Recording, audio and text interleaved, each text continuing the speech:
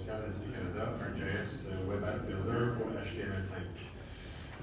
Juste avant de commencer, M. Lacoussière est à l'emploi d'ST Canada depuis 2 ans. Est-ce que vous m'entendez bien comme ça? Pas mal mieux. Oui. Okay. Merci. Éric Lacoussière est à l'emploi d'ST Canada depuis 2008. Il œuvre en tant que spécialiste en solutions technologiques au Bureau de Québec d'ST Canada. Il supporte la phase de vente en développant et livrant des démonstrations portant sur l'ensemble des produits ArcGIS. Avant de se joindre à l'équipe, M. Lacoussière était responsable du département de géomatique et d'informatique de la MRC du Granit à Lac-Mégantic. M. Lacoussière, s'il vous plaît. Merci beaucoup. Donc, est-ce que vous m'entendez bien aussi comme ça? Superbe. Donc, on va parler aujourd'hui web, HTML5, etc. Donc, on devrait avoir normalement bien du plaisir. Comme vous le savez, probablement, on vit une révolution au niveau de la consommation, si on veut, de l'information, de l'informatique. Vous avez probablement, on a probablement la moitié des gens dans la salle au minimum qui ont un téléphone intelligent dans ses poches ou à proximité. Vous avez probablement des iPads à la maison ou les appareils Android ou quoi que ce soit, donc des tablettes. Donc, on est de plus en plus habitué à avoir accès à cette information-là partout et en tout temps. Puis la géomatique, en fait, ne fait pas vraiment cavalier seul à ce niveau-là, c'est-à-dire on n'emboîte le pas. Donc, on est demandé dans certains cas où on a l'obligation donc de fournir un service à ces mêmes types de clients-là. Donc, ce qu'on va regarder ensemble, c'est une solution qu'on offre chez Esri. On en a plusieurs, mais c'est de travailler avec les outils qu'on a dans le cloud, comme on dit, donc dans le nuage, de façon à pouvoir rendre disponible notre information à tout le monde, finalement, en tout temps. Puis comme vous voyez, bien, ça peut être un seul géomaticien qui travaille à rendre cette information-là disponible, donc via nos outils. Donc, voilà. Une des révolutions, si on veut, ou une des grandes différences, c'est l'utilisation d'ArcGIS Online. Peut-être vous n'avez déjà entendu, peut-être pas. Ce qu'il y en est, en fait, au niveau du navigateur cartographique, c'est un environnement web, donc une carte web, dans laquelle vous allez structurer finalement votre carte interactive. Donc, vous allez choisir quel fond de carte vous voulez avoir. Vous allez choisir quelle couche d'opération qu'on met par-dessus. Par exemple, ici, pour vous donner une idée, c'est l'horaire de la collecte des vidanges, en l'occurrence, donc dans la région de Québec. Donc, la carte de base est fournie par ArcGIS Online, c'est inclus dans l'offre. Pas de problème, c'est mondial. Puis par-dessus celle-là, bien, j'ai été chercher de la donnée ouverte qui est sur le site de la Ville de Québec, mais dans vos organisations, vous avez bien entendu un paquet de données. Donc, c'est via cette interface-là que vous allez, par exemple, donc sélectionner votre fond de carte, mettre les collectes de déchets par-dessus, puis peut-être rajouter une couche de points au niveau des écocentres, si vous voulez, etc. Ça, normalement, on faisait ça plus par programmation. Donc, il fallait avoir des connaissances en JavaScript ou en autre langage là, complexe à ce niveau-là. Mais avec ArcGIS Online, donc le géomaticien, tout géomaticien a tout simplement à apprendre à faire fonctionner l'outil. Puis après, on peut bénéficier de cette carte-là qu'on a configurée dans l'interface ici de différentes façons. De façon standard, si on veut, donc avant de parler du web app, là, qui est le sujet principal de la présentation, nous, ce qu'on vous offre, en fait, c'est que vous configurez votre carte, vous choisissez vos couches, vous décidez, par exemple, si je clique sur une zone de ramasse de déchets, je vais avoir mon horaire qui va s'afficher dans l'infobulle ou une photo ou même du vidéo, peu importe. Puis après, vous avez une liste de gabarits qu'on appelle, donc qui sont tous des applications web, donc des interfaces utilisateurs qui vont prendre la configuration que vous avez faite, puis qui va rendre accessibles certaines fonctionnalités à l'utilisateur. Donc, je vais utiliser mon... Super, ça fonctionne. Donc, comme vous voyez ici, par exemple, je peux filtrer mes entités. Donc, si on parle des MRC, je pourrais avoir l'ensemble de mes affectations, par exemple, dans ma carte. Puis après ça, donner la possibilité aux utilisateurs de filtrer par nom de municipalité, par exemple. Ça, c'est le gabarit qui est ici, fonctionne de façon à permettre cette fonctionnalité-là. J'ai un autre gabarit qui me permet de structurer une carte. Donc, encore une fois, on peut parler du ramassage des déchets. Puis on pourrait se dire, on va faire de quoi de nouveau ensemble. Donc, on va cartographier les tweets en même temps qui parlent de cette thématique-là. Donc, les gens, on sait qu'ils attendent tous là, sur le bord de de leur salon pour pouvoir dire sur Twitter quand le camion passe. Donc, dans ce cas-ci, ça pourrait fonctionner de cette façon-là. Donc, je vous donne un peu ici un tour. Je ne parlerai pas de tous les gabarits, mais ce que vous devez comprendre, c'est qu'en fait, vous n'avez pas besoin de programmation pour pouvoir les faire. Puis, dans le cas qui nous intéresse ici, la liste que vous avez présentement, elle évolue, à se bonifier avec le temps, mais elle offre accès à des fonctionnalités spécifiques, là, si on veut. Donc, vous n'avez pas nécessairement beaucoup de choix de cocher. Je veux avoir, par exemple, afficher la légende ou d'autres trucs comme ça. Il faut prendre, grosso modo, ce qui est déjà dans le gabarit. Donc, ce qui est nouveau puis qui est en bêta aujourd'hui, puis ce qui est l'objet de la présentation, c'est ce qu'on appelle le Web App Builder. Donc, ici, ce qu'on va faire, en fait, c'est qu'on va utiliser la même configuration de carte qu'on a fait dans la visionneuse là, que je vous montrais tantôt. Donc, vous voyez, c'est ma même carte qui se retrouve ici. Sauf que un peu sous le même principe que le Flex Viewer, pour ceux qui connaissent ce gabarit-là. Donc, vous allez avoir la possibilité de dire « Je veux avoir une légende, je veux utiliser les géosignets, je veux offrir la possibilité à mes utilisateurs de faire une analyse de déplacement de 2 points, etc. » Tout ça via une interface facile d'utilisation si vous êtes un géomaticien qui n'a pas nécessairement de connaissances en programmation. Puis si vous voulez vous servir de ce gabarit-là ou de ce framework-là pour bâtir des applications personnalisées avec un programmeur, bien, c'est aussi possible de le faire. Vous avez accès donc à tout ce qu'il faut en dessous pour pouvoir bâtir des fonctionnalités là, sur cette base-là. Donc, si on regarde rapidement le fonctionnement, comme je vous dis, ça c'est vraiment quelque chose qui est en bêta. Donc, ça va sortir là, prochainement là, de façon en production, si on veut. Puis, ça va être disponible pour tout le monde qui a accès à ArcGIS Online. Donc, il n'y aura pas nécessairement de frais supplémentaires pour ce produit-là. Donc, c'est de toute beauté. Donc, ce que vous allez devoir faire, tout simplement, c'est configurer l'application. Ce que j'ai fait ici, j'ai tout simplement placé les 4 panneaux principaux côte à côte pour pouvoir vous en parler directement dans une diapositive, si le temps le permet. Après, je ferai peut-être une petite démonstration pour montrer comment ça peut fonctionner au niveau de la création de l'application web comme telle. Donc, là, dans le premier onglet, je vais sélectionner un thème, tout simplement, qui sont pré-créés pour moi, avec la couleur, par exemple, c'est où que je veux retrouver certains boutons dans l'interface. Donc, c'est vraiment la configuration du thème dans le premier onglet. Après, vous allez ouvrir votre configuration de carte que vous avez fait dans ArcGIS Online, tout simplement. Donc, vous allez utiliser ici le bouton pour changer la carte. Vous allez vous authentifier dans votre compte. Vous allez sélectionner votre carte qui traite des affectations, peu importe le sujet que vous voulez rendre disponible via votre application web ici. Puis, automatiquement, toutes ces couches-là vont se rendre disponibles à vous à l'intérieur de votre application web. Le troisième onglet, c'est les fonctionnalités qu'on va vouloir rendre disponibles dans la carte. Donc, comme vous voyez, ici, on en a un certain montant. Par exemple, le géotraitement, il n'est pas là. Donc, pour avoir accès à toutes les fonctionnalités, on vient ici dans un petit menu démarrer, si on veut, qui offre accès à ces fonctionnalités-là. Mais c'est ici qu'on va dire, par exemple, je veux offrir la possibilité aux gens de se localiser par le navigateur. Donc, ça, c'est le bouton qui est ici, que vous connaissez probablement au niveau de votre appareil mobile, si vous en avez un ou quoi que ce soit. Donc, c'est une fonctionnalité qui va permettre, en cliquant sur ce bouton-là, via l'adresse IP, on va se localiser au bon endroit dans l'application. Donc, je veux donner la possibilité de faire des dessins par-dessus la carte, des annotations, afficher la légende, imprimer la carte, etc.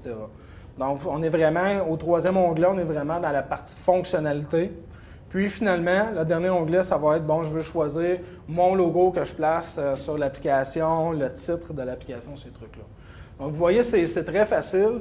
On ne parle pas du tout de la configuration des couches, si vous remarquez au niveau de cette application-ci, parce que c'est de quoi qui se fait directement dans ArcGIS Online.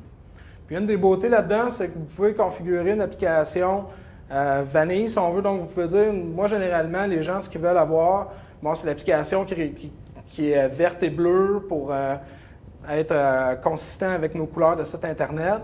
On veut se localiser par chemin, puis généralement, on veut pouvoir faire des dessins. C'est toujours ça, nos applications qu'on veut utiliser. Mais ce que vous pouvez faire avec ça, c'est créer un gabarit, qu'après ça, vous réutilisez avec plusieurs autres cartes sans avoir à dédoubler le code ou quoi que ce soit. Tout se passe dans l'adresse Internet, là, dans l'URL, donc c'est très facile là, de configuration. Une des avancées vraiment importantes là, au niveau de ce gabarit-ci par rapport au Flex Viewer, c'est que c'est compatible avec la mobilité. Donc, comme vous voyez ici, on a accès aux principaux appareils là, du marché présentement. Donc, je peux dire, tantôt, j'avais accès à ma carte en plein écran sur mon portable.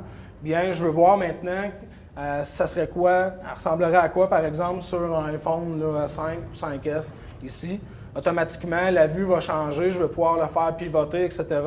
Donc, ça va être le cas pour tout ce qui est iPhone, etc., mais ça va être le cas aussi, comme vous voyez, pour les tablettes, etc.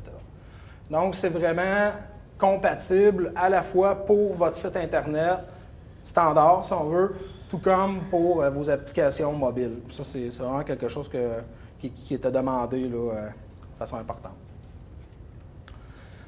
Pour gérer vos applications web, il y a une petite console ici. C'est la première interface que vous allez voir lorsque vous allez interagir avec le Web App Builder. Ici, on voit quelques petites applications que j'ai créées. Donc, vous avez tout simplement besoin de démarrer ici, de faire créer une nouvelle application. Puis après, vous configurez les 4 onglets que je vous ai montrés là, précédemment. Donc, c'est très facile. Puis après, vous avez la possibilité soit de voir l'application en temps réel, là, si on veut, là, directement dans votre navigateur. Puis si vous voulez la placer après ça sur un serveur web qui serait externe, donc présentement, je serais sur ma machine de développement, je voudrais passer en production, bien, je ferais tout simplement un download, donc je prendrais le code, puis j'irais le déployer sur mon serveur en production, puis ça serait à peu près la seule job que j'aurais à faire. Donc, c'est pour vous montrer ici l'interface, si on veut, d'administration des sites là, qui sont bâtis avec le Web App Builder. Le résultat, bien, il est bien simple. Comme vous voyez ici, ça fait une application qui laisse la place à la carte le plus possible. Les fenêtres contextuelles vont suivre exactement là, comme vous l'avez choisi à la fois dans ArcGIS Online puis dans la configuration de votre application. Comme vous voyez, c'est 2D actuellement. Ce qui s'en vient bientôt, c'est même le volet 3D. Donc, on voyait tantôt des démonstrations 3D. On va pouvoir en faire directement dans le navigateur web en HTML5. Puis, le gabarit que je vous parle ici, le Web App Builder, va permettre de créer ces applications-là. Donc, vous allez pouvoir faire du 2D ainsi que du 3D directement dans votre navigateur. Puis, encore une fois, ce qu'il faut garder en tête, c'est que tout ça fonctionne de pair avec ce que vous avez dans le web, donc dans ArcGIS Online. Donc, vous n'avez pas besoin nécessairement d'entretenir un serveur, etc., pour pouvoir faire fonctionner cette application-là. Si vous avez ArcGIS Server, c'est totalement compatible, pas besoin d'avoir peur. Mais si vous ne l'avez pas, vous avez un accès de fourni avec vos licences d'ArcGIS Desktop dans ArcGIS Online. Vous pouvez créer des applications comme cela là, très facilement, sans avoir à débourser un sou, finalement, parce que c'est inclus. Vous avez un certain nombre de crédits qui est fourni. Donc, juste vous dire ici au niveau de la création du gabarit comme tel, lorsqu'on parle de gabarit, bien, ça va être vraiment ce que je vous disais tantôt, de faire une application qui va être réutilisée avec plusieurs cartes, puis qui va répondre à vos standards corporatifs, là, notamment au niveau du rendu visuel. Donc, vous allez tout simplement ici créer votre application, comme je vous ai montré rapidement. Puis après, vous pouvez faire un exportation de cette application-là, donc en modèle d'application que vous référencez après ça sur ArcGIS Online. Ce qui est intéressant, étant donné que ça va être utilisé avec plusieurs configurations de cartes, donc on donne des exemples, les affectations du territoire, la collecte des résidus, puis par exemple, je ne sais pas moi, la localisation des bureaux municipaux. Ce que vous allez vouloir faire ici, c'est rendre disponibles certaines variables qui vont permettre, par exemple, de changer de titre d'une application à l'autre. Donc, l'utilisateur va pouvoir marquer un titre là, à son goût. Donc, titre, sous-titre, le logo. Donc, ça, c'est des variables que vous pouvez rendre disponibles pour que l'application réponde aux besoins là, des différentes cartes que vous voulez réaliser. Là, on est dans un mode un petit peu plus avancé là, de ce que je vous montre là présentement. Après, ce que vous faites, vous le référencez ici sur ArcGIS Online, tout simplement, de façon à ce que les gens puissent s'en servir lorsqu'ils créent leur carte. Donc, le processus est ici. Donc, je vais créer une carte. Dans le cas ici, c'est la localisation à Québec des réseaux sans fil, donc de ZAP Québec.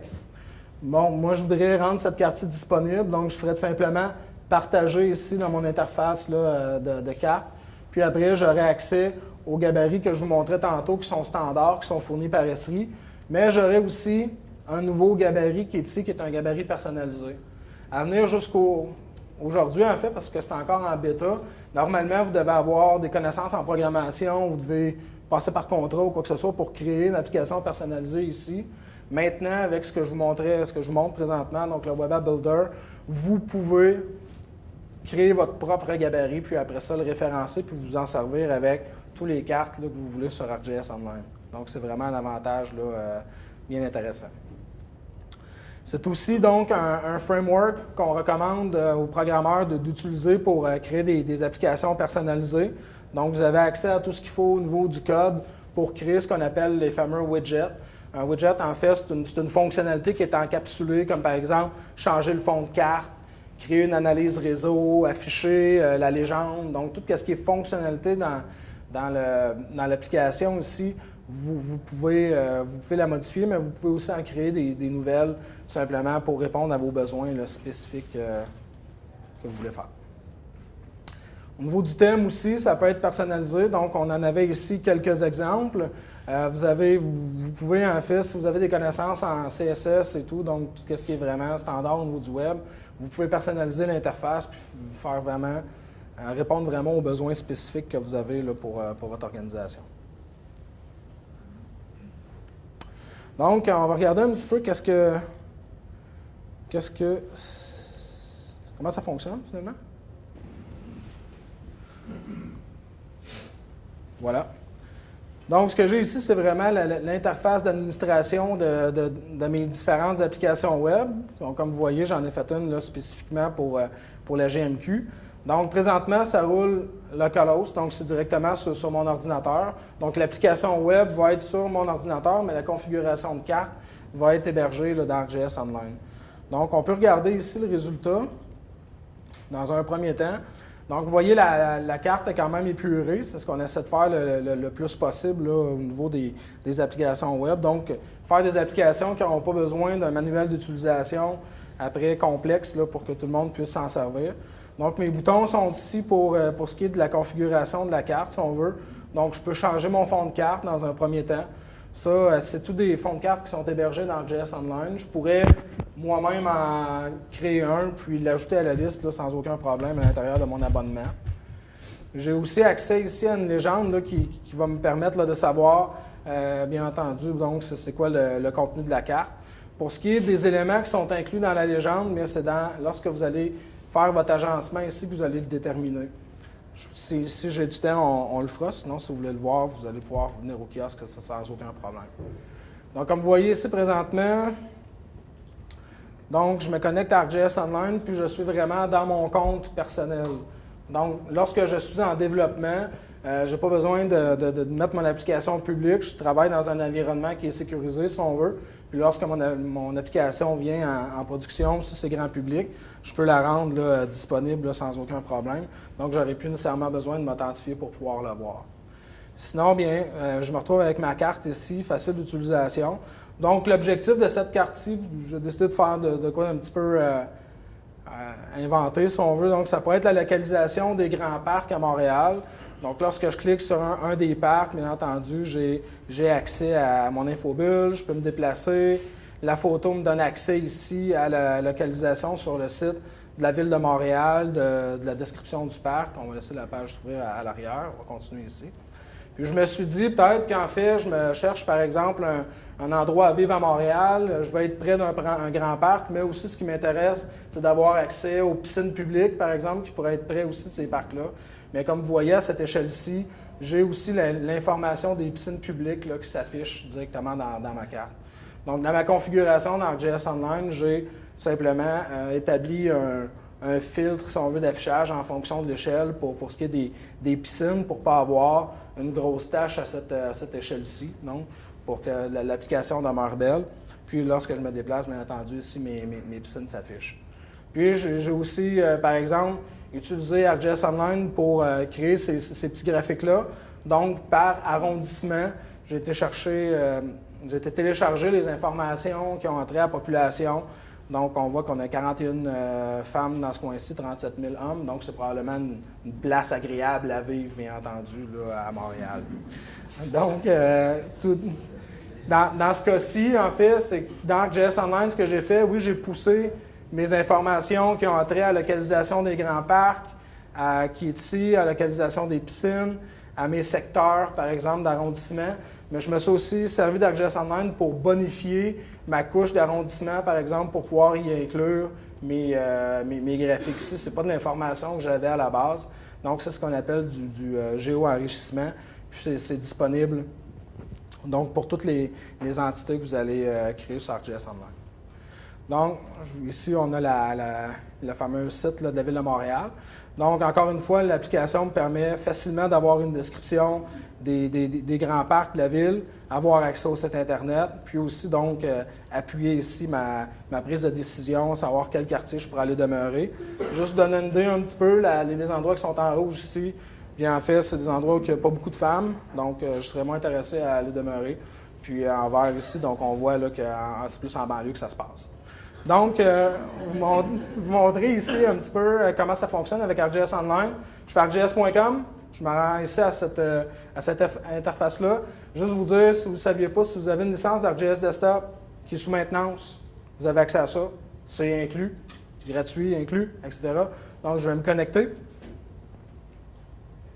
au portail. Puis après, je vais tout simplement ouvrir la carte qui m'a permis de faire ma présentation. Donc maintenant, je me suis authentifié dans le système. Je passais d'une interface publique à une interface organisation. Donc ici, c'est nous qui le structurons là, pour ce qui est du bureau de Québec puis du bureau de Montréal.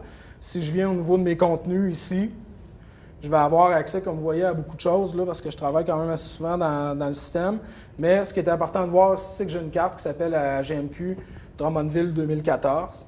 Puis dans cette carte-ci, bien, j'ai par exemple des parcs, des piscines, des statistiques de population, puis des arrondissements. Tiens donc. Donc, si je l'ouvre,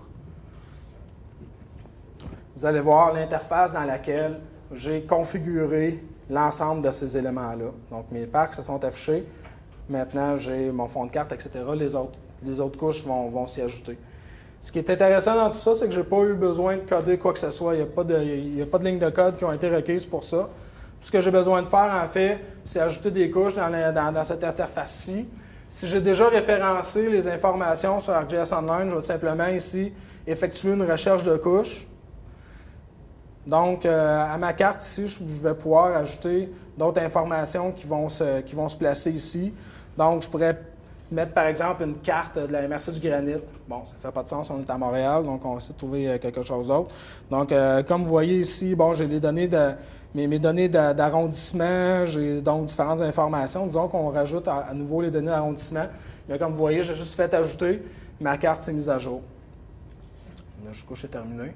Donc, la couche qui est ici, c'est exactement la même que la population. Donc, celle-là ici, je vais tout simplement la cacher. Je déplace ma couche d'arrondissement pour la placer sous les arbres.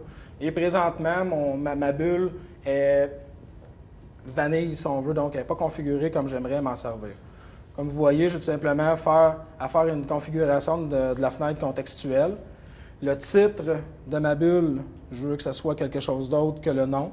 Je vais tout simplement venir chercher le nom de l'arrondissement ici. Je vais lui dire, par exemple, dans le corps de la bulle, présentement, j'ai ces informations-ci. C'est pas ça que je veux avoir. En fait, c'est un graphique ici, un graphique en pointe de tarte qui bénéficie des informations que je vous montre.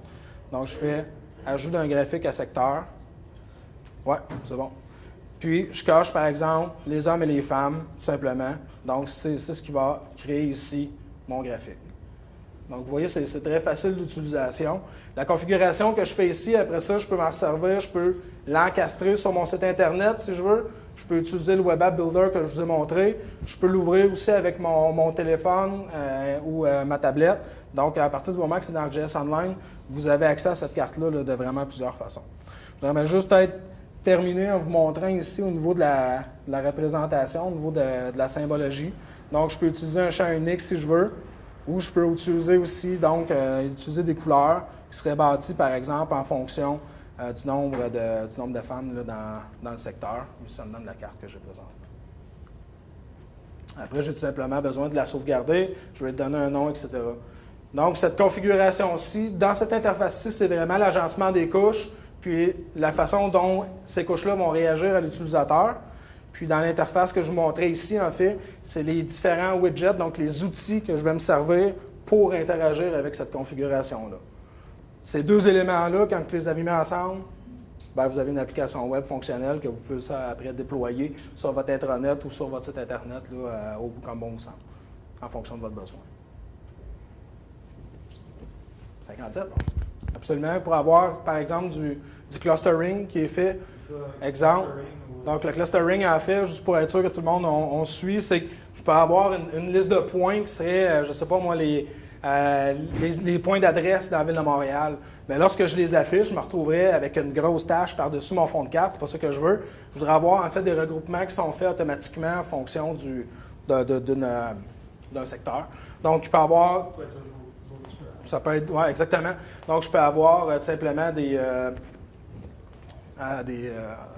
applications tierces là, qui me permettent de le faire, absolument. Donc, JavaScript, en l'occurrence. HTML5, etc.